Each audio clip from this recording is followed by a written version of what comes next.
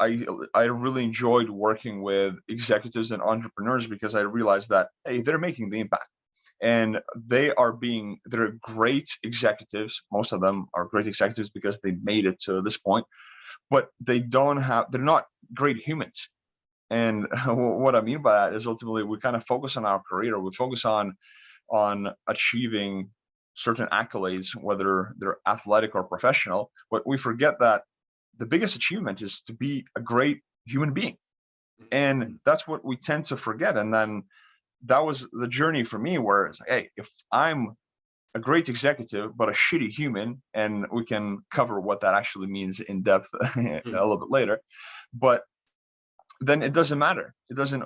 I kind of failed. I failed at life. It's like if you're at 80, you wouldn't switch places right now with an 80-year-old who's a billionaire, right? So it's one of those things that, hey, how can we maximize our human potential from within? The Move Entrepreneur Evolved Podcast. Get on it. And we're back with another podcast, the Move Entrepreneur Evolved Podcast.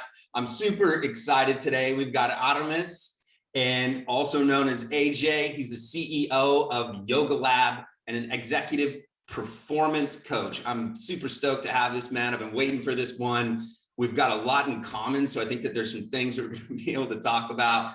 How you doing, man? I'm good, man. I'm good. Just kicking it. Early morning here for me. Yeah, we're at 6 a.m. So yeah, it's good. It's good to start the day like that. And for everybody that knows, you're in Bali right now, right? Yeah. It's beautiful. It's been a rainy season, but not so rainy. So yeah, definitely enjoying my time here. I love Bali. I spent a decent amount of time in Bali. I definitely understand the motorbike world, and they would make big trash piles and the flames that would be up in the air at night. And it's just the atmosphere is incredible. And as you can see behind you, everything kind of like Thailand, which you talk about as well. They always have like awesome design, right? Yeah, no, totally. That's one of those local things that actually kind of just goes around. Yeah. I love different cultures and learning about those things. I think I'm going to jump right into something, and I kind of had this thing in here that you said, and you said a little while back, and you said, so what is it exactly that you do? And you said, see my page. I teach busy professionals how to harness and maximize their biological potential. And as I went back and kind of looked at your story and studied, it was pretty cool because I saw a lot of commonalities that I saw. Oh, wait a minute, that's awesome in the direction that I go. And I think that this is a direction that a lot of entrepreneurs are going through. When did that trigger? I saw like a 2017 kind of a shift. And this was kind of the shift into this world here. You'd always obviously been into fitness, but what made you decide to kind of turn this into a business model? Man, everything came up organically, honestly, because I was struggling with my health quite a bit when I was a child. So when I was 13, at 13 years old, I had kidney stones. So you can imagine that, the health was not one of the things that I actually had at this point. So at that point, and that kind of carried over into my adulthood. And I realized I have to do something about this. I have to figure this shit out, quite frankly. And ultimately, when I did, I realized that a lot of people don't have figured it out. And I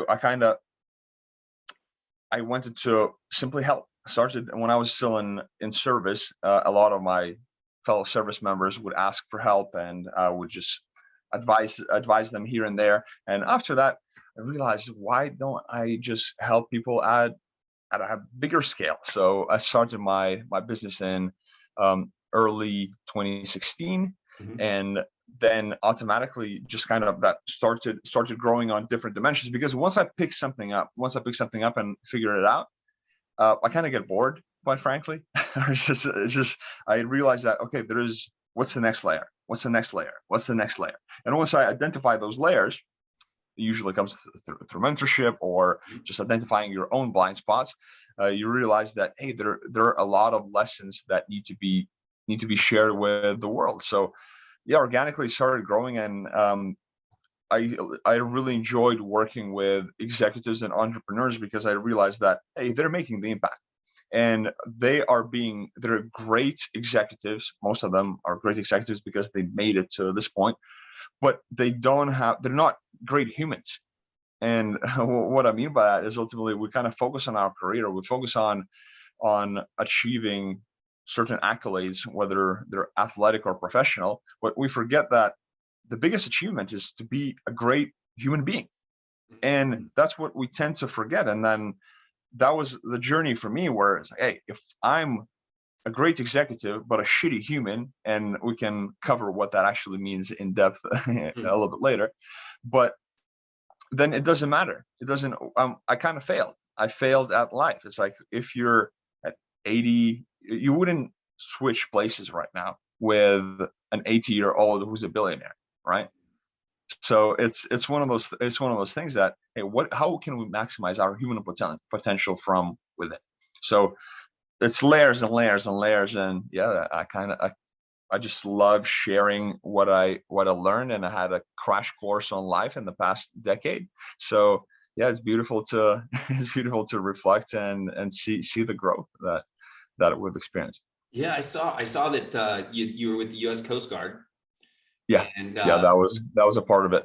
I was gonna say, as I kind of was going through it, you find more and more people that as you start to travel, and usually it's these two countries. I don't know what it is, probably a lot of other ones, but Thailand and Bali, there's like this injection of life that you're Right. like, wait a minute here.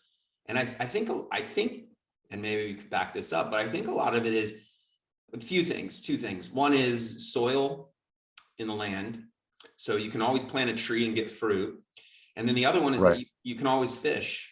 And so at the end of the day, though, even though there may be less, is the word poverty, I don't like to always use that. I guess, yeah, abundance. There's abundance of the ability to serve yourself in a much more healthy manner. And I think that a lot of people over the last 15 years have found themselves, then with India, I think Steve Jobs used to talk about go to India and do those things.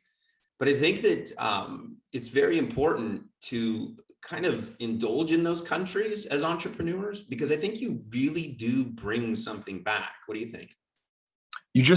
You're really able to just extend your your world, because when you go to those countries, you kind of realize how differently they live, and how that culture can truly impact the way you think, and kind of elaborate your ways of thinking, because we kind of close ourselves in a box. And I always, the whole thing, I just recently wrote about this, how we close ourselves in a box in a way that, you've heard, you're the average of 5 people you hang out with, or your network is your net worth. You've heard that ad nauseum, so you realize that at the same time it can be a good thing, but at the same time you put a certain ceiling onto yourself, because you're automatically capping your potential with the network that you surround yourself with. And they're gonna the reason why you're surrounding yourself with a certain network is because they're going to empower you to achieve certain things in the entrepreneurial world, but you close yourself off from just the world that is actually out there. And so you're going to get great at business, but you're going to be culturally, spiritually lacking. I was going to say autistic, but ultimately it's a bit extreme, but that's true. Yeah, lacking. You just have a lack of. Right. And I think, and it's kind of ironic. I think always see this is like when people search. When we have these, because I went to Thailand as well, and when I found myself searching, those were the countries that for some reason they were like magnets. I don't even. Right. I like landed there. In Thailand, my experience, it's like I kind of just, somebody told me this, then they told me this, then I looked, and it's just like I gotta go. And I think that there's a huge, there's just something about those countries that you start to kind of indulge in. What were the years? I think it was, I'm gonna go back. You've been traveling a lot, man. I mean, you've seen a lot of the world. You did it. I mean, I was going back since 2012 and things like that, 13. And you were hitting a lot of awesome areas. And as you went through that and you look at these different countries, What do you think the US, I would even say the UK or whatever, what do you think that these countries need to do, or can they? I mean, are we caught too much in greed, or maybe this is the part of the world that creates the pressure in the diamond, and then, you know, maybe if you pull back, maybe we're not supposed to be the same. Maybe we're not supposed to be Bali in California. You know, I mean, what do you think that it is about business in certain areas? Because I know I wanted to come back for more commerce, because I just wanted to be around more US commerce. And I knew that I had to pull back. But what do you think that that kind of entails? I think that there is a certain paradigm shift that is happening right now. It's very slow, and it's the way we're running a business is ultimately there is a person top down, and then there are just split branches, and they're just, you know, multiply. Whereas we as humans, we're not really made to work that way.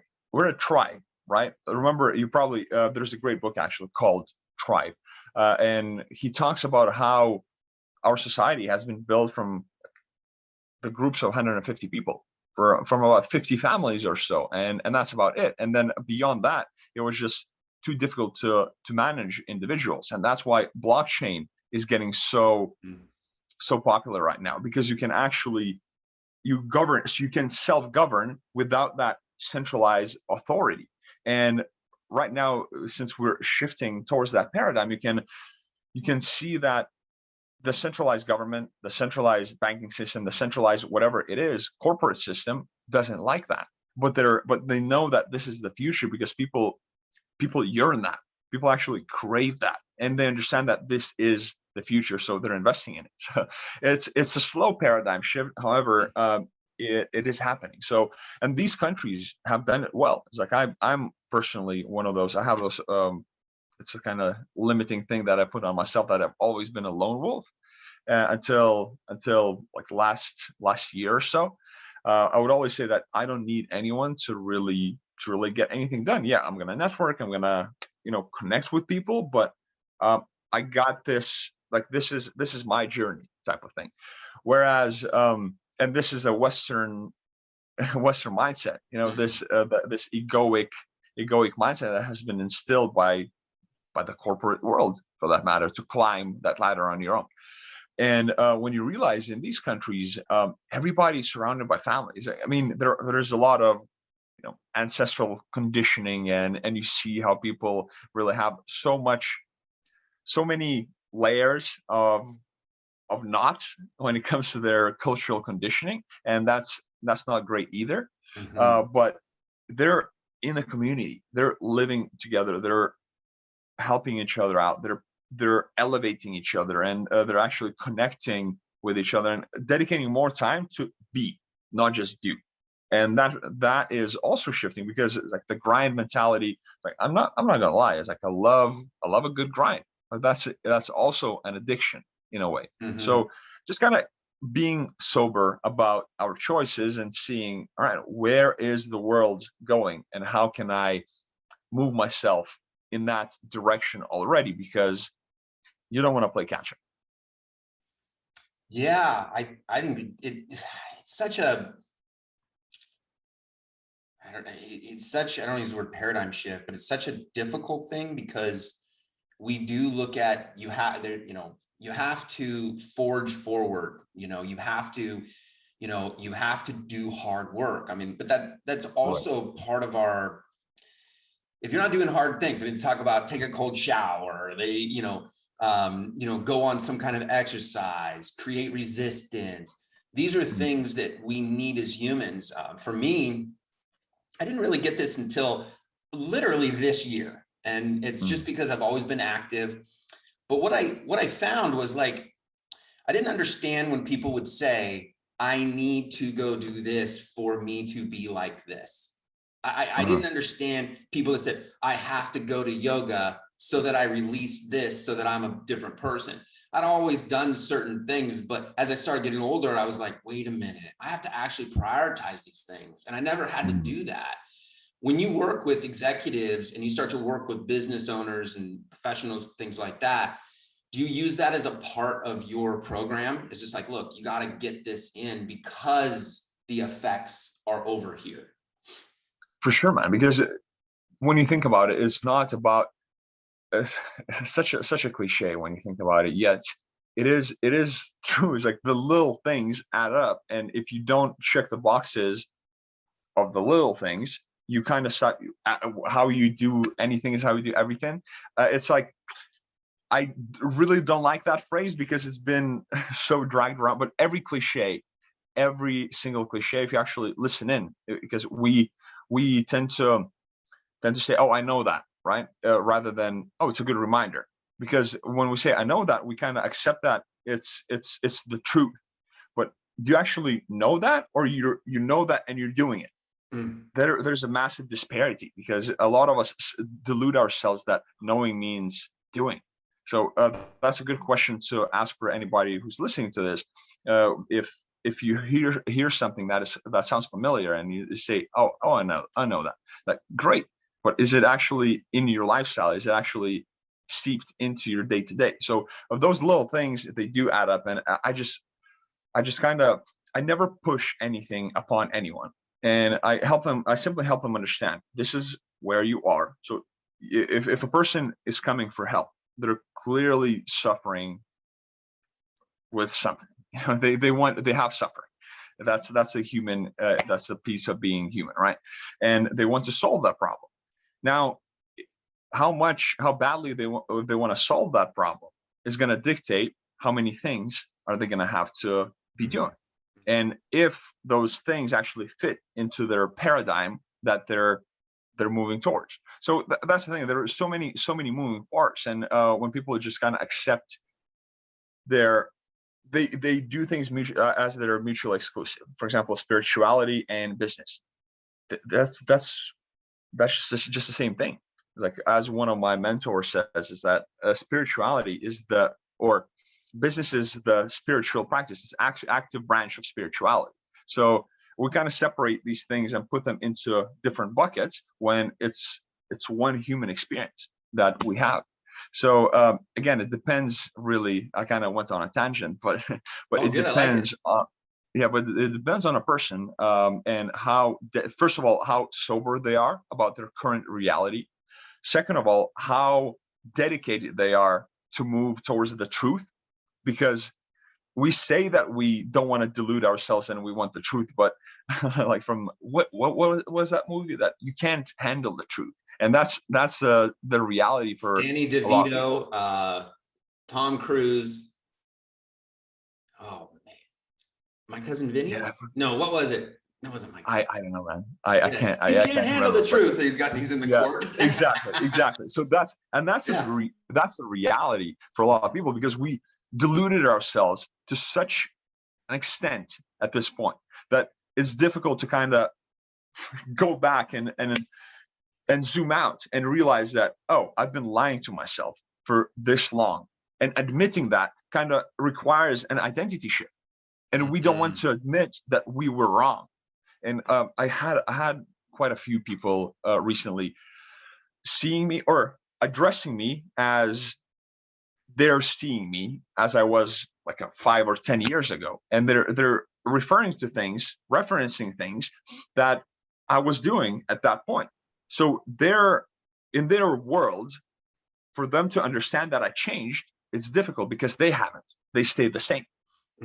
It's like they have been living the same year for 10 or 15 years over and over again, rather than every year is different, every year is changing. Because I changed my mind so many times, and I'm proud to admit it, because I know that I'm evolving. If I look back a year ago and I don't think that, oh shit, it's like this guy doesn't think the way I do right now, I know that something's wrong. So you have to, in order to, that's the definition of evolution. You're changing your mind constantly, and it's a tough one to actually accept, because we tend to hold on to a certain layer of identity, and to dissolve that, you have to change your paradigm, your way of thinking, on multiple layers, multiple fronts, and maybe the relationships have to go in. So it's a choice. So, but the reality is that most people thread at the same horizontal and they don't go vertically. Yeah, this is such a fun subject for me because this is really what moved my company's really about. And I think there's something that I've recognized over the years, or especially as the pandemic hit and everything like that. Right. And you're seeing an influx. I think that I've never really thought about it like this, but I think it kind of brought it out. And I think what you're seeing is a lot of people becoming coaches, and you're getting a lot of experts and things like that. And they're saying, well, to help someone out, you had to have a psychology degree, psychiatry, all these different things. And I think what you're really seeing, because you're seeing everybody has these different solutions. And I think what you're really seeing is people are going, wait a minute here. If I was able to solve this for myself or solve it from someone else, and this is the outcome I was able to get, why do I need some crazy degree? I mean, if the goal is transformation in this, and this, as long as I'm not telling you to stick yourself some weird shit.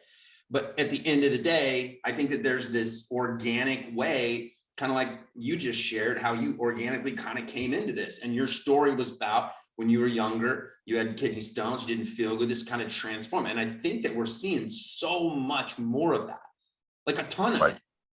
And Absolutely. I think it's amazing. I think it's really cool. Man, that's one of the things that the biggest gift that you can have right now, the biggest trait, the best trait that you can develop right now is self-awareness. Mm-hmm. And I realize what I'm good at and what I'm not. So if I'm not good at something, I'm not gonna really, if it doesn't affect me in different areas of life, I'm not gonna push myself to get better at it. It just doesn't make sense. But that does not apply to our biology, to our health, to something that is within our body. It's like, I'm not great at art. I probably wouldn't be amazing at gymnastics because I'm 6'8", so it's like one of those things that you consider, but yet people make excuses that oh, I'm just not good at it, so I'm not gonna do it. Mm-hmm. And without realizing that it's directly impacting the quality of their life. So when this organic growth kind of introduces you to different parallels, and you understand that you have about 3 to 5 things that you can master over your lifetime. Mm-hmm. And while you focus on those, you have to realize that there is a foundation that you need to build. So there is a spiritual foundation, there is an emotional foundation, there's a mental foundation, and there's a biological foundation, or physical, if you will. And if we don't have those foundations, we're going to keep falling back into certain patterns that are going to prevent us from mastering those 3 to 5 subjects over our lifetime. So if before going back to being a great executive but a shitty human, that's ultimately what it is. It's like we can be as great at a subject as possible, but ultimately forfeit everything else. And if we don't have the foundation, it makes it harder to pursue that mastery, and that mastery becomes an addiction. So and we're not able to zoom out. And not every that's the thing is where I'm seeing this whole paradigm going is, if people have that fundamental understanding of physical, mental, emotional, and spiritual wellness as a foundation, as a basic thing that is taught at school, we'd have completely different evolution of our society, because nobody is achieving things from the place of lack, from the place of scarcity. Now they're achieving things because they want to fucking help people, truly help people. And it's like you just went into Harvard, excuse me, and you got your degree in psychology because it's a cool thing to do. It's a prestigious university to go to, so you can actually brag that you're a psychologist from Harvard. And that's not something. The reality of that is that until you put hours on the belt and kind of exit that scientific paradigm, which is again a paradigm in and itself, it has a ceiling. So as you can see, more and more doctors who practiced regular medicine, they're getting into functional medicine because they understand that it's not just in and out. It's not just input equals output.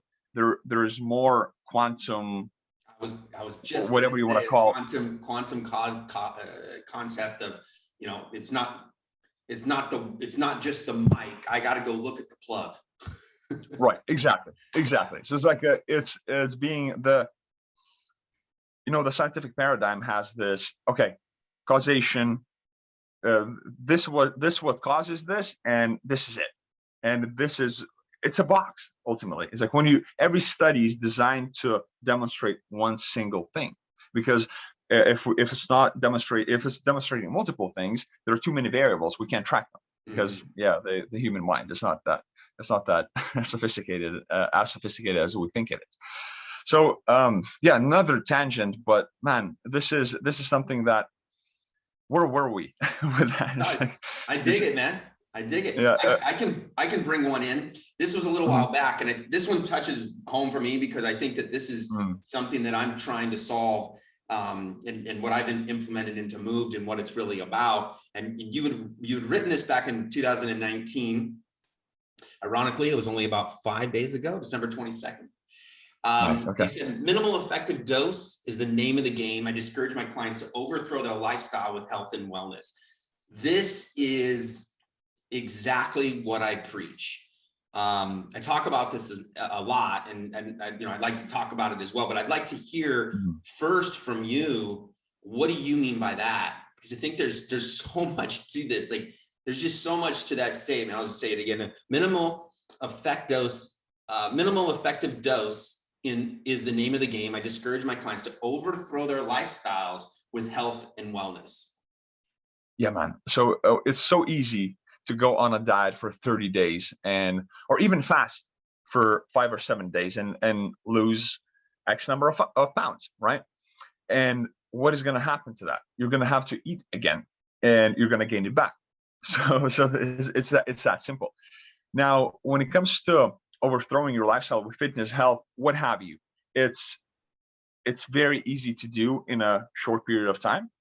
But if you're not training for something, if you're not an athlete, if you're not having like a fight camp or what have you, it's pretty useless, because the reality is that you're going to go back to your regular life, your regular routine. I see this a lot in Bali. When people come to Bali, they just go all out, and then they come back home and it's like, oh, I wish when I was in Bali, I would do this. Like, what's the point? You're ultimately, you just experience the extreme, and then you crave that extreme, and you make excuses around why you can't do it right now in your current lifestyle. So it's kind of pointless if you don't have that awareness, it's kind of pointless to even go that direction. So as I said, anyone can overthrow their lifestyle with fitness, health, what have you. But the name of the game is that minimal effective dose. And how do you integrate those little checkboxes, those little inputs into your current lifestyle without overthrowing? And there are certain levers that you have to move, and those levers, I've been able to identify them over the years, and they work. The fundamentals, the simple, kind of sometimes boring things work. We look for this next pill, and like, I have so many biohacking toys and stuff like that. You just have access to cryotherapy, or hyperbaric oxygen chamber, all these kind of things. They're great as an addition. And we try to biohack. Yeah, there you go. Yeah, all kinds of stuff. It's like, so we try to biohack our way into this next level. And that's bullshit, because you're not going to be able to biohack your way into the next level. You can only get to the next level with the fundamentals, because when you try to hack a computer that is off, that's not possible. You have to turn it on first. So same with our biology. What would be a few things of those fundamentals that you found through this journey? It's pretty simple, man. It's sleep, stress management, nutrition, movement, environment, and then we can go into mental health and stuff like that. But from the straight up physical perspective, it would be sleep, stress management, nutrition, movement, and environment. Yeah, you see the smile on my face, because this is what I've been doing and trying to put out there and really share with people, is that ultimately at the end of the day, I always say the statement, make sure this is off. I always say the statement that for anybody that has done anything to the extreme, and that is, you brought it up and it was so key that you said that. And that's why I was like, dude, this is great, because what we've done is we've looked at things like CrossFit, or we look at things like fighters and things like that. But ultimately, if you look at a fighter, they have a 6-week training camp and they destroy themselves for 5 weeks. What people don't know is that last week, you don't do shit. Yeah. Nothing, right? If you look at CrossFit, many people will sign up for CrossFit, and yes, it's awesome. I mean, don't get me wrong, like you're going to come out looking like an absolute machine, but the question is, can you sustain this? And it's not, I mean, is it, yes, there's some guys that sustained it, but the majority of people, and you know, people tell me you can, but I've just been through, I've seen so much exertion of the body that it takes a specific brain that's going to do that. And usually it becomes your thing. And I think that with entrepreneurs, what I think we are on the same page, and I think that we're both trying to preach this to the world, is like, listen, the minimal viable solution or the minimal viable product is really, how do I get you to live at a 20% baseline all the time?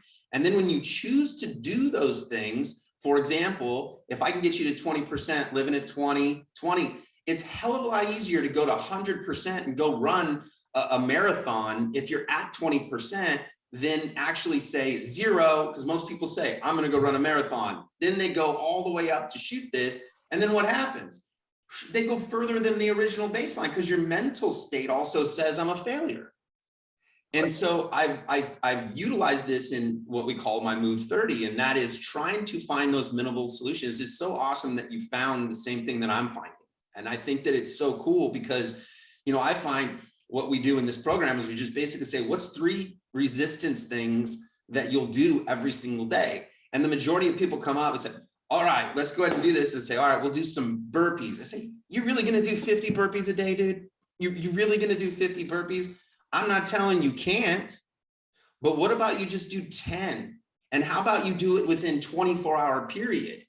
Because at the end of the day, our bodies are yearning for a 24-hour resistance for the next day. That's what we're looking for. How do I get stronger? How does my body react? You know, the same water, right? Some form of meditation, stopping your mind, you know? And I think that these fundamentals, this is what the entrepreneur needs. This is the fundamentals that they need. And so many entrepreneurs are angry, right? Pissed off. And well, of course you're pissed off. You're literally depleted and you're still trying to get someone else to do the job. So what resistance have you found in clients that you've had that you've said, man, I don't need you to do all that. I need you to do this. What kind of resistance do you find in people in that process after you lay that out? I don't usually, yeah, of course, there is resistance on both ends. Sometimes when they're being pushed, they kind of try to go lower, or when they're going too hard and then being checked, it happens that, okay, they take a step back.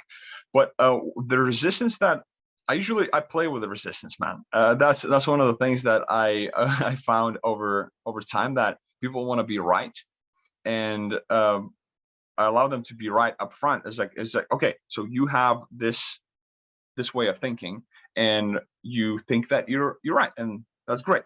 So let's actually test it. Let's put it to test and see how it goes. Let's look at hard data. Are you willing to do that? Okay, cool. So for the next 7 days, go do your 50 burpees. It's like, see how many days you actually stick with it, and let's evaluate that and go from there. So that's one of those things that you kind of, depending on a person as well, like a different personality types. Like for example, I'm some are motivated by the carrot and some by the stick. So it really feeling that out and understanding what takes people. So human psychology is fascinating, and that we're all different. That's not quite true. We're all the same. We just want to be different. realistically. So human psychology is a fascinating thing to harness and actually analyze and see how, you can bank on a person to do things that the majority do. Mhm.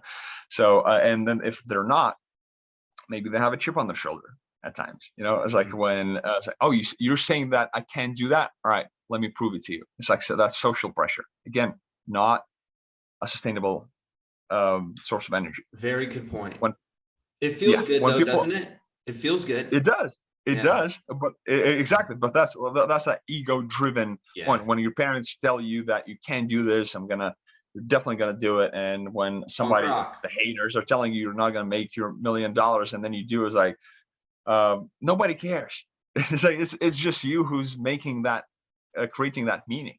Mhm. So the resistance is ultimately right here, and you're the only person that is really experiencing it. Of course, there are going to be things that people say, but then they fucking forget. Like, you can't be actively involved in hating someone on a daily basis and make that your full-time job. And that's not sustainable. Mhm. That's one of the things that just doesn't exist. So uh, when people are driven by, that's the thing. Every single person cares about themselves the most, and that's it. And that's, you can bank on that. And that's true universally. It's like, no matter how much you love your family, the reality is that the whole put an oxygen mask first in order to help anybody. Well, that's gonna remain like a human condition. So I that's think it's probably not an easy statement to make, but Travis Scott, the guy that did he just did the concert and those people got trampled. I don't know if you saw that in the news, Mhm, but mhm, and I was just watching, I think his name's Andrew Schulz or whatever. And the guy that's a comedian or whatever. mhm. And, he was like, the one thing is, I think that the people should be accountable, and blah. And I said, and I was kind of watching, and he's on with this other guy that he was talking to, and he says, I think that you're defying and you're not giving enough credit to human behavior. And that is that in a fearful moment that you're freaking out, your fight or flight it's survival at all costs, at all costs. There's a saying that you can't drown yourself. Don't try Right. it, please. This is my disclaimer. Don't go out there and try this, please. No, you actually can't. It's funny that you say that. The other day, we were watching something, and this lady was in the bathtub, just kind of staying underwater. It's like, I said it. It's like, you can't do that. It's not possible for you to drown yourself in a bathtub. Really, I mean, obviously the electrical stuff. Again, don't do that. Disclaimer. but Disclaimer number but one. it's like, you can't, because yeah, because of simple human condition. It's like, it's our reflexes. We are geared to survive. You can't force death upon ourselves that easily. It's like it's pretty complex, the way we react to it. And people who have who commit suicide, it's a very strong act against our nature. It's huge. There's a lot of, when people say they're weak, and they're very courageous. In fact, it's a very tough thing to do. But anyway, that's we're getting a bit dark. I mean, but I think, yeah, it's true. But one of the passions that kind of got this moving along for me, Mhm, and putting those in place, is I did lose a friend to suicide, mhm, and he was an entrepreneur, business guy, things like that. And I'll just tell this story, and I think that I tell this story for the sure fact that there's a guy. He was on the Golden Gate Bridge. You can find it on YouTube. You can hear his story. It's one of the best stories from somebody. And I don't know what the number is. It's almost like 1,100 people have, I probably butchered it, but let's say 1,000 people or something, maybe not even that, mhm. have jumped over the Golden Gate Bridge, and only 3 people survived or something. It's like something crazy outrageous, right? And this guy's one of these guys that actually survived. And he was walking on the bridge, and as he was walking up, he says, the stories that nobody cares about me, and you go through that whole process. What people don't understand about suicide is you're actually in a black room. There is no light. It is the last resort. But this is the part that I thought was absolutely beautiful. And that was that he went up, and some lady right there just said, turned around and said, hey, can you take a picture? Or she said, can you take a picture of us? And he said, okay, take a picture. And he had already made his decision. So, you know, him and blaming her, but she just didn't say thank you or anything. And at that moment, he's like, yeah, you know what? Nobody cares. Nobody's already there. And he tells the story. He says, I go over and I jump off the bridge. And the moment that my hand left, I instantly regretted it. Like instant, the moment. And the one thing that I share, the thing that kind of caught this whole process and how I got down this journey and how we got into this is it's the change of state. And really what happens is certain changes in state with dopamine that does not exist. Like those feelings don't exist in an extremely cold environment. They just don't exist, you know? And so I think that in our discussion, it's like, how many of these things and how many of these tools can we give entrepreneurs to then give them an armor, right? That it's like, wait a minute, I have a tool, doesn't have to be this little, you know, back machine or something, but you have the tool to take a cold shower. That's your shift in, it's your change in state. We have these tools, we have meditation, we have these things, and you do have a way out, even though you don't, but you have to take that action. And I think that where this came through is just like, wait a minute, there's an awesome environment of people that do feel that way, especially in the entrepreneurial world, because entrepreneurs are all, they say it's lonely at the top. Yes, we do try it. It's lonely at the top because you're trying to do something and make decisions that are going to affect yourself. So of course it's going to be lonely. You're literally being a leader, you know, you do have environments and things like that. But have you seen that as well? I mean, have you seen that type of, you know, tools that we have to change your state? Man, that's the only thing that we have, the state. It's impermanence. The only thing that we have is impermanence. And I understand, I've been depressed. I've been in that space for a few years, and I know what it feels like. And I know how dark it can seem, because it feels like this, you know, wrenching, so like this emotional, it's an emotional load, like a heavy fucking piece of lead in the pit of your stomach that is weighing you down, and then it kind of puts the blinders on your eyes, so the only thing that you see is doom and gloom. And that's ultimately how I describe depression. It's like, but in reality, what depression is this mental construct that is constructed by human beings. And what is depression? Like, we just created this umbrella term for a sensation, for a set of sensations within our body. It is that simple. So if you're listening to this and you have suffered from depression or are suffering from depression, realize that depression in itself is simply a mental construct. That's something that we humans created. It's this vague term. It's like, what is it? Depression. So, it's just, you kind of contract. You feel like depression and you feel contraction, probably when you're thinking about it. But in reality, it's just a set of sensations within your body that you can identify and you can clearly define right now. So if you are feeling depressed, ask yourself, where is it in my body? What does it feel like? Is it pulsing? What kind of shape is it? What kind of color maybe is it? So, because until we identify the source of it, and we identify it and hone in on that sensation, because all it is sensation. It's this vague thing that is weighing us down, and we don't know how it is, and we don't know how to fight it. And once you get to that exact precise description of the sensation that you feel, it goes from contraction into expansion, because you just shine some light on this thing that is dark and weighing you down. So you're putting your consciousness and you're opening up that contraction. It's kind of, if you imagine you're holding a fist, right? And there's a beam of light, just kind of, which is your consciousness that is penetrating that fist, and then that fist starts releasing itself, and it's now filled with light and it kind of dissolves. So that's one of the tools that for people who are suffering from mental health issues, they tend to ultimately avoid a sensation.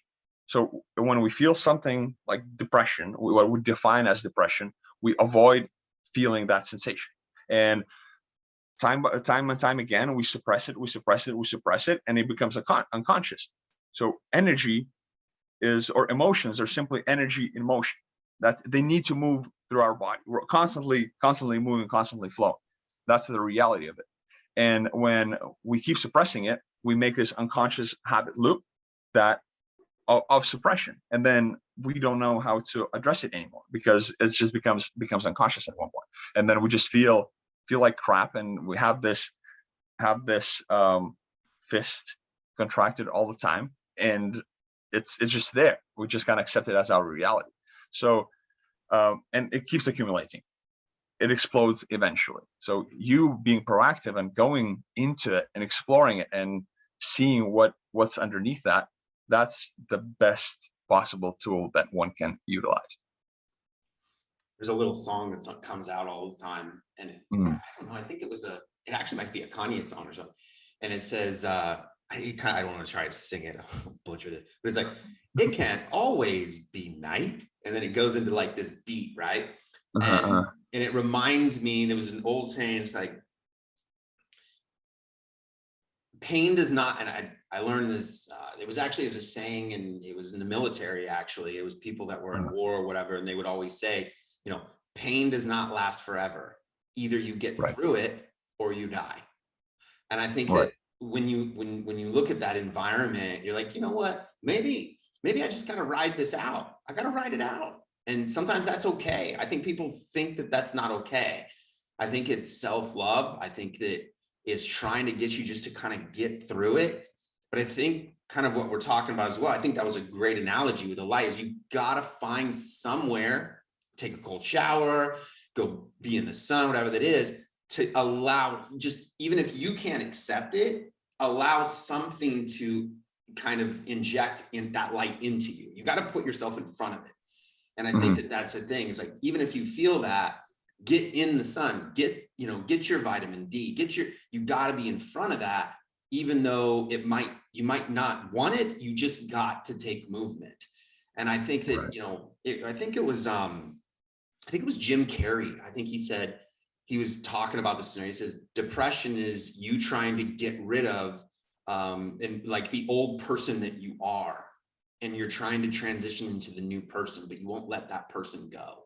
And I thought that was like so powerful, because maybe there's an opportunity that anybody who's watching, listening or watching or whatever, is that maybe maybe you're being called to change. Right. Maybe you're being called to change. I think I'll throw in another one out here, because I think it's so important for entrepreneurs that you're watching this and kind of go through this. But you'd made a statement back a little bit ago. It says, your actions are manifestations of your true desire. If you say you want something, but don't do anything about it, just be honest with yourself and you don't actually want it. Maybe you can elaborate a little bit on what you mean by that. Yeah, man. So consciously, we have these desires and an idea of ourselves, that the way we are, right? So for example, if you ask 10 people if they're above average, 9 out of 10, they're going to tell you that they're above average. And the reality is that statistics show otherwise. It's like, doesn't make sense, right? Because that there has to be average, and there has to be someone who's below average, above average, that type of thing. So we tend to overestimate our abilities and overestimate ourselves in different areas. And that's going back to that self-awareness and being soberly honest about your reality at this moment in time. Because if you delude yourself of where you're at right now, you can't change your current reality. If you're deluding yourself when it comes to your current state and current condition, like if you're absolutely broke right now, or you're overweight, just admit that you are. Like, don't create affirmations that you're not. It's like, let's see where we're starting, and then let's see what the goalpost is. And in between, there are so many checkpoints that you can actually check in with yourself and see, okay, I'm going in the right direction or not. And that's the reality of it, is that we are emotionally driven. Our emotional state oftentimes does not match our conscious state. So, and the conscious mind is about 5% of our existence. Everything else, the whole 95% lies in your subconscious and in your unconscious. That And monkey brain, if you're elephant not brain. addressing that, come again? The monkey brain, elephant brain analogy they always say is like, we're just really running around on instincts. Yeah, I like that. Yeah, exactly. And then we can, once we're conscious of our instincts, once we take inventory, okay, that's how I react in this situation. And maybe I want to, instead of reacting, I want to respond differently. Then you shine that light of consciousness on that pattern, on that habit pattern, on that unconscious pattern that you've just identified, and then you're able to consciously change it. The problem with people is that the impatience, first of all, and feeling like they're giving up something. So you're never giving anything up.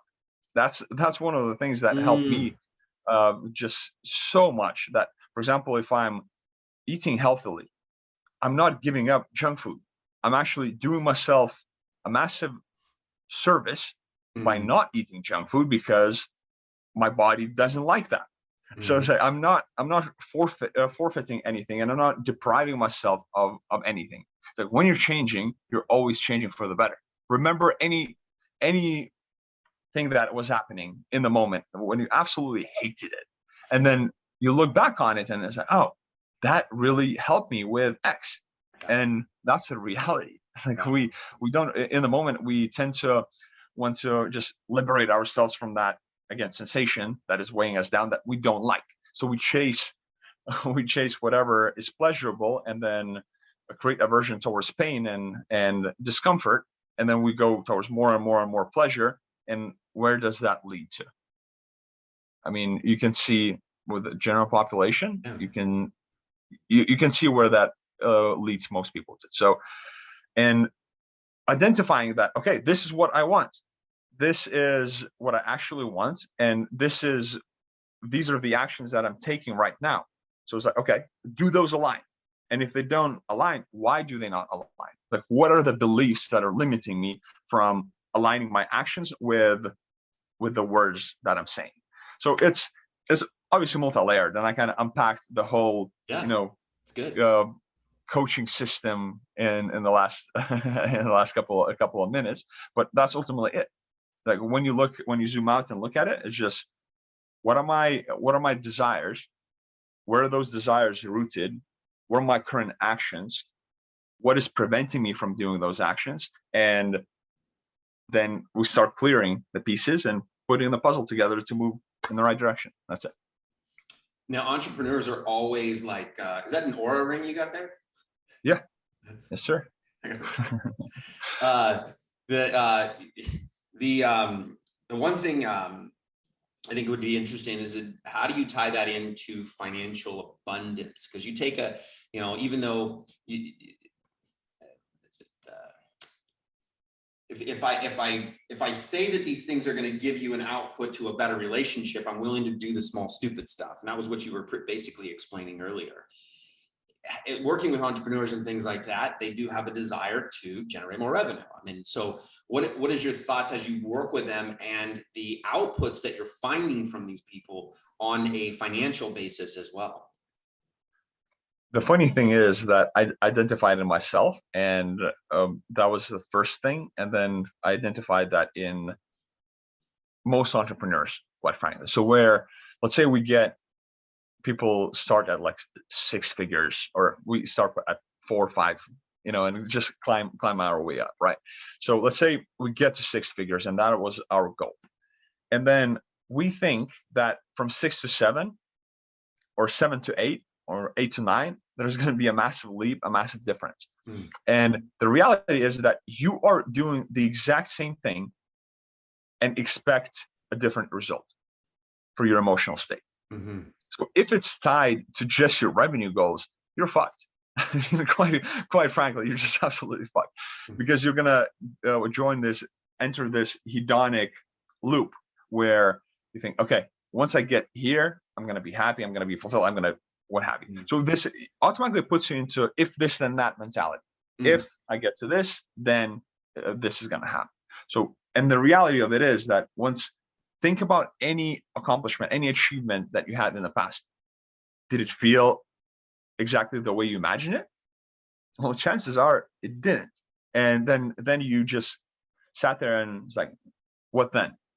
And then you thought, okay, let's go to 8 figures now because we reached 7, because that's the next step, right? That's the next logical step. So you're just doing more of what you have been doing without reflecting, without exiting your current paradigm and challenging yourself. All right, is that something that I really want? Is that something that is really going to bring fulfillment? Or is it because I'm just chasing this because I think it will, but I deep down, no, I don't. It's not gonna, but that's all I've been doing and that's all I know. So I'm going to go after it. That's good. Yeah. That's the reality of, I would say, most entrepreneurs. So that's that climb, and you're literally just climbing the same ladder, and then you reach the top of the ladder and you put another ladder on top and you keep climbing. Yeah. And that ladder is usually leaning against the wrong building without you realizing that you could actually stop for a second and really take inventory of your life and realize that shit, I'm not happy with my relationships. It's like I'm having some issues with my sexuality and the way I actually relate with my partner sexually, or my physical health is trash, and I'm just suppressing that and kind of delaying that because I'm successful in another avenue, in another domain. So you're ultimately avoiding what needs to be addressed and coping with that by being successful in another domain. And that's another thing that I often notice in the entrepreneurial world. Whereas back to the initial point, that we are not here to be great entrepreneurs. We're here to be great humans and figure out how to be great human beings. That's all that is. I think that's so cool. And I think it's like, I like to always kind of talk with entrepreneurs and stuff. It's like, look, okay, you make a bunch of money. That's fine. Okay, you get the car, but do you want to feel like shit? I mean, really? Do you really want to feel like shit? But there's another side to it, right? And I think that's where the combination comes in. Do you want to feel, do you want to do only fitness? And then next thing you know, when that fitness changes, because our bodies do change, you start going, now you don't have any money. So, I mean, I think that there's this entrepreneurial thing. It's like, if you can actually start gaining some revenue and you can feel good, then you're actually taking that revenue and going doing fun shit. And right. I think that it's like a lot of entrepreneurs take a lot of the old school mentality. It's like, I better go to work, I better go do this, and I'm not going to have any experience. The next thing you know it, you're 55 years old, 60, 70 years old, whatever, 80 years old. Let's use that because we're living a lot longer. Seeing some of these guys at 70 years old crush it. You're 80 years old. You say, wait a minute, I got this nice retirement, but I haven't done anything. So you go out there and you do something and you're like, I can't even do anything. And it's like, I think we're at a place in our lives where it's like, wait a minute, we can actually live whole lives, full, fulfilling lives. Right. And there are things that you have to sacrifice. In a way, is obviously where you put your attention is going to matter, because right now travel is not my priority. I traveled around in my early 20s. I hit like 60, maybe 70 countries at this point. I forget. So it's like just going around, and that was my priority at that point. I wanted to explore. I wanted to experience different cultures, different things. My travel preferences have changed. It's like, I don't want to put a backpack on and go, go around in local buses. It's like, that's just not something that I would do that for a day or two, but then I want to go and stay somewhere nice and actually kick it for a little while. So simply my standards have changed and shifted. So, and the reality of the matter is that you will have to prioritize things, but then understand why they matter to you. What is actually the direction that you want to take things over the long term, and keep realigning yourself, keep reassessing. Don't get obsessed with that one thing, and 3 years later it's still not working, but you're still grinding at it. Like, find a mirror, ultimately either look in the mirror or find a mirror who's gonna pinpoint things on the outside that, hey, sometimes we're 3 months in and it's not working. You have been doing this for 3 months. Do you realize that? Or 3 years later, it's like, you didn't even go through puberty in that 3 months. It took you a long time to transform. Exactly.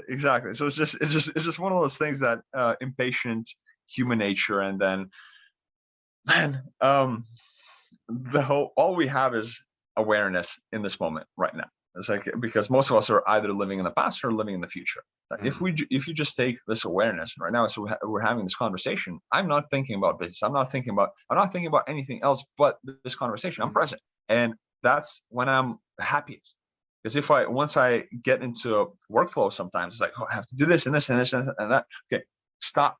Like, what is a task at hand right now that we're going after, and let's do it. Let's dive right in. If you're doing something, I remember one of the OGs of personal development, Jim Rohn, said that, like, if you're taking a shower, take a fucking shower. I mean, he said it in a different way. Take a fucking shower. Don't think about work. It's like, if any of you guys know Jim Rohn, like, I can hear his voice right now, and I actually would like to hear him say "fucking shower." Yeah, I would love him to. Yeah, it's actually. He has that drawl. It doesn't get easier. There it is. Don't wish it was easy. Wish you were better. Wish it was easy. Wish it was better. You want more money? It's so great, man. That is so great. You could actually tell if you listen to Anthony Robbins a little, because he was one of his protege. You can catch him sometimes. You know, he'll use it. Yeah. I was around another guy who's one of his guys too, and he was giving his presentation. I'm like, where do I know this guy from? Where do I know him from? I came home and I'm like, oh, he was one of his guys. Hey, this state of 5 people that you're around, you become, you know? Right. Yeah. Well, Aurimas, this is amazing, AJ. I've enjoyed this tremendously. Where do people find you, man? Likewise, man. For sure. And there are a few places. Instagram is probably the easiest. Human.optimized, looking to be a better human constantly. And the YogiLab. The YogiLab is the personal development company that I'm running, and the biggest thing that we're actually giving to the world is that self-awareness through meditation, and that's completely free. And if you haven't experienced, if you want to learn how to meditate, and a lot of people, so our modern society treats meditation as this pacifier, as this tool to kind of put in your mouth, and then after 20 minutes you take it out. But meditation can do so much more than you imagine. It can take you to the psychedelic states. It can literally rewire your whole internal landscape. And I would highly recommend it to at least experience the 1-day meditation retreat. It's onedaymeditationchallenge.com. Or if you want to dive in for the full experience, which I also highly recommend, to at least experience it once in your life, it's vipassanaonline.com. So it's a 10-day silent meditation retreat, which, if you haven't experienced it, it's I'm assuming most entrepreneurs have done some sort of psychedelics, right? So you kind of, when you do certain psychedelics, it's like a helicopter throwing you on the top of the mountain, and then you fumbling your way down, trying to figure the shit out, because what just happened? I just got blown out. And with meditation, with Vipassana specifically, it's like you're training to reach that summit. You're climbing, and then you're reaching the summit, and then you realize that, oh, that summit is just the beginning of another summit, and another one. So there's no limit. And that's one of the things that, beyond everything that I've done in my life with travels and stuff like that, that has expanded my mental, physical, emotional, spiritual horizons more than anything else. So if you are listening to this, I could not recommend this more than anything in the world. It's like, if I was to right now offered, it's like, I'm extremely busy in this season, and if I was offered to take 10 days off and travel to any place in the world, or do a Vipassana meditation retreat, I would go for Vipassana. So you can imagine how profound and impactful that is. Well, this has been incredible, man. And the people are going to hear you talk about what you talk about on a personal, selfish level. I was like, it was awesome to see someone kind of watching that same journey as I went through a little bit. And I think that it also shows that there's a lot of people out there that can use someone like you and use your help. So get connected. AJ, let's go ahead and take this out. Thanks for a Moved Entrepreneur Evolved podcast. Thanks a lot, buddy. Cheers, man. If you like this episode, make sure you smash the like button and subscribe to the YouTube channel. Just like Nike is to athletes, Moved is to entrepreneurs.